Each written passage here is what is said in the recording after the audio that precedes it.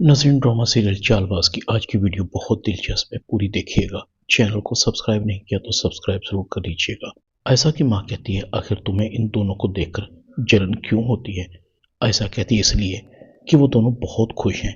ईशल मुझे कभी भी चैलेंज कर सकती है अम्मी, मुझसे मेरा इक़्तिदार छीन सकती है और मुझे यहाँ रहने वालों की जिंदगियों पर इक़्तिदार चाहिए। मैं चाहती हूँ कि वो करें जो मैं कहूँ।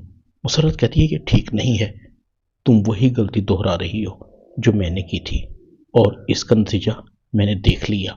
ऐसा कहती अम्मी, आपके पास इक़्तिदार नहीं था, इसलिए आपने घर छोड़ने को तरजीह दी, मगर मेरे पास घर भी है और यहाँ रहने वालों की जिंदगियों पर मुकम्मल कंट्रोल भी।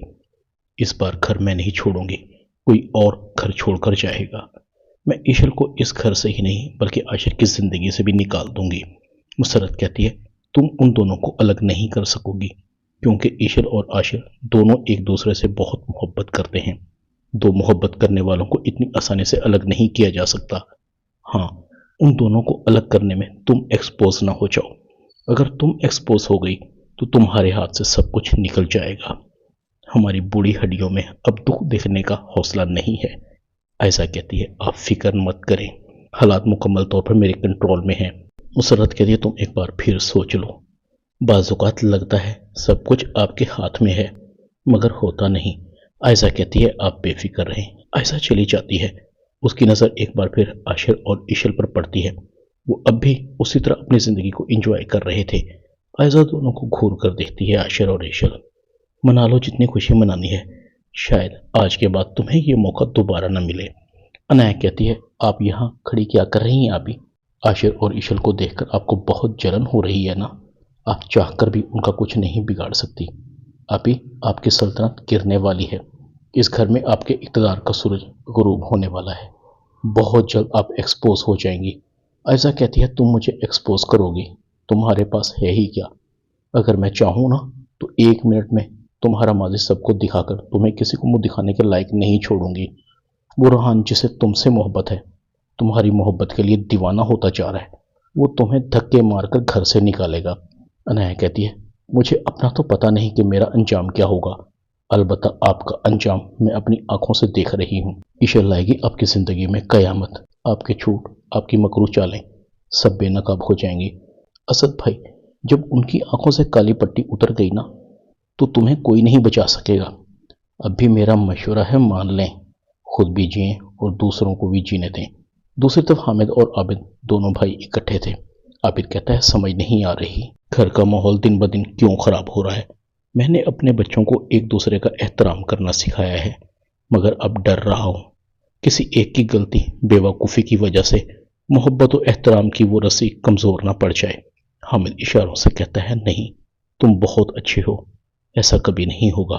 मुझे देखो, मेरी बेटियों की गलत तरबियत ने मुझे इस हाल तक पहुंचा दिया है।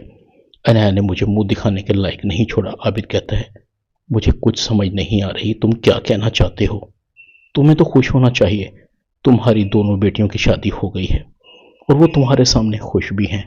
मेरे होते हुए उन दोनों को कभी कोई तकलीफ नहीं होगी। मुसर्रत कहती है, भाई साहब, आप बहुत अच्छे हैं और आपने अपने बच्चों की तरबियत भी बहुत अच्छी की है। जब भी आपको देखती हूँ तो अपने आप को शर्मिंदा पाती हूँ। मैंने आप लोगों को बहुत दुख दिया था।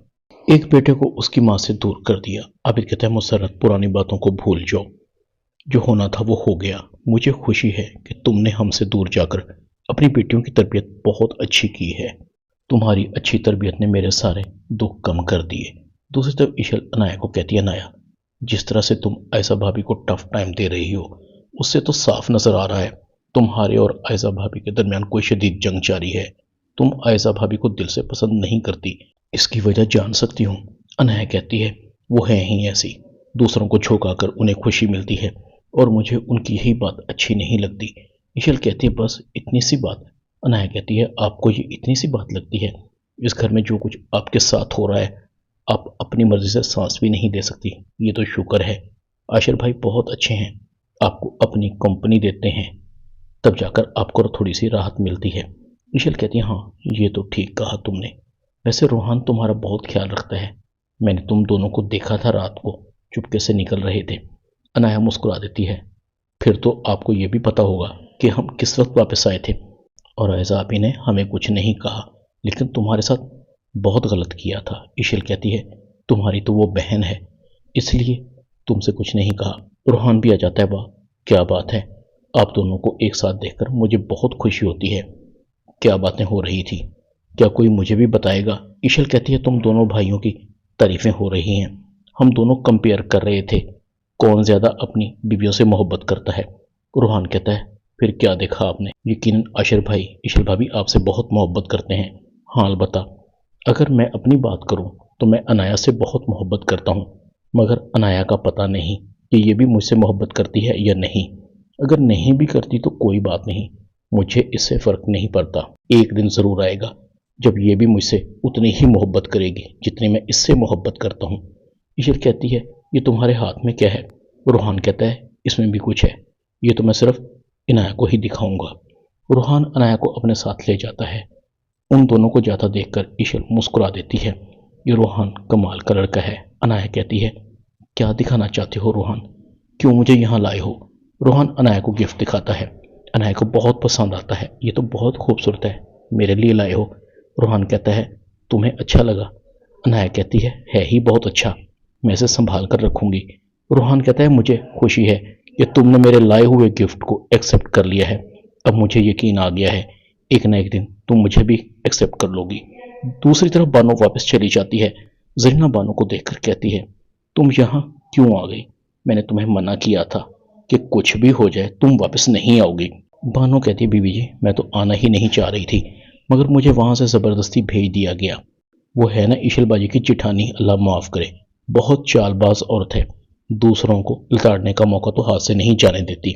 इशल बाजी पता नहीं इस घर में कैसे रह रही हैं, उनकी हिम्मत है। वैसे वैसे मैंने इशल बाजी की बहुत खिदमत की है।